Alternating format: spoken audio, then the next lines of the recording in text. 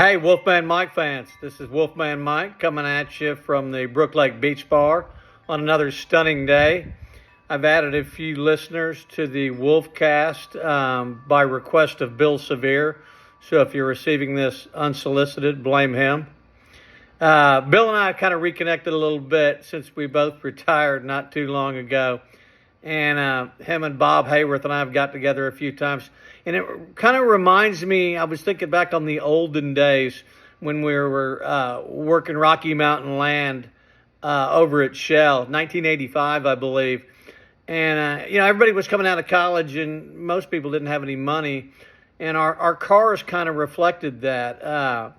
Bob drove a white Toyota pickup and Bill drove a Mercedes-Benz. It was a heavily beaten up station wagon. I think it may have been the last year that Mercedes actually made a station wagon, and I drove a 79 Chevrolet Caprice Classic with no headliner, no hubcaps, whiskey dents all up inside each side of the car, and missing floorboards in the back. My brother nicknamed it the Spruce Goose, and he gave me a bumper sticker that said, "Hell yeah, I'm drunk. What do you think I am, a stunt driver?" And my dad said, "Don't put that on your car." But that's a whole nother story. But the Spruce Goose was a favorite in terms of lunch transportation. I think it was because it would fit about 100 guys in it.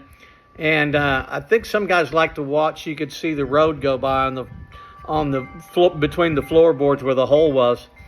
But we'd load up the Spruce Goose and we'd head over to a Mexican food restaurant called La Fonda. I think Bob knew the owners.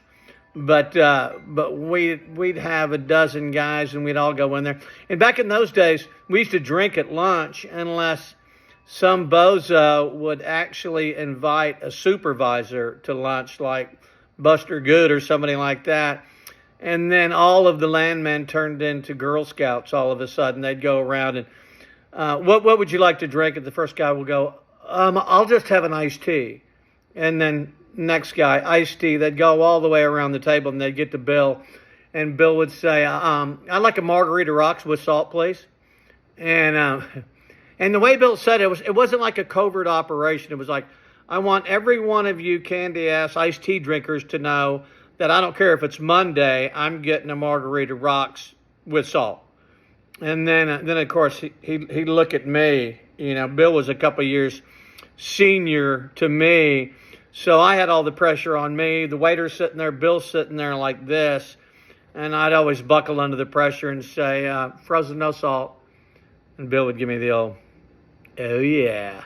But we'd have lunch, and occasionally while we're having lunch, it would start raining outside. Only a few times. And we'd go out to the car, and once we'd get to the car, most of the people knew that I had replaced the windshield myself and didn't do a very good job of it, and I didn't seal it correctly. So when you backed up and moved forward, a stream of water would come from the top of the windshield and land in the lap of the guy that was riding shotgun. And there would always be one guy that didn't know that. And we'd all come out and you'd have 10 guys pile in the back seat and one guy would go, "Oh, I got shotgun." And sure enough, we'd back up and move forward and water would come down, a steady stream right into his crotch, much to the delight of the guys in the back seat. And so they'd all be laughing.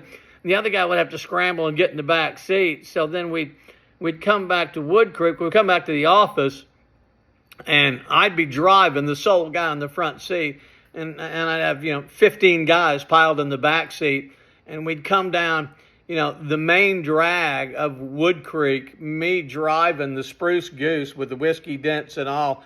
I was like a chauffeur. I wouldn't look out the window. I would just go like this as we drove down the main drag, and we'd pull in, everybody get out. And I still remember, I was thinking, I wonder if anybody ever noticed that. And the next day, I was in line in the cafeteria, and there was a couple lady accountants there, and they were talking about the land guys. They were always disparaging the land guys. And one of the ladies said, she said, something ain't right about them land guys. And I was like, really? And I'm kind of listening in. And the other lady was, why? What do you mean? I don't know. I can't put my finger on it, but something ain't right with those guys. And the other lady was like, well, what'd they do? I can't tell you. I saw them coming back from lunch yesterday, and something ain't right about those guys. I was like, oh, there you go. That kind of explains it. So anyway, I'm going to do my normal follow-up video, and I'm going to send out a video as a tribute to the Spruce Goose. It's a song that was written by Commander Cody and the Lost Planet Airmen, and it's being performed by an Austin band called Asleep at the Wheel. A few times back in those days when I was driving the Spruce Goose, I was asleep at the wheel, so I thought it was an appropriate song for the occasion. And it's called, Son, You're Gonna Drive Better Drink It If You Don't Stop Driving That Hot Rod Lincoln. Wolfman out.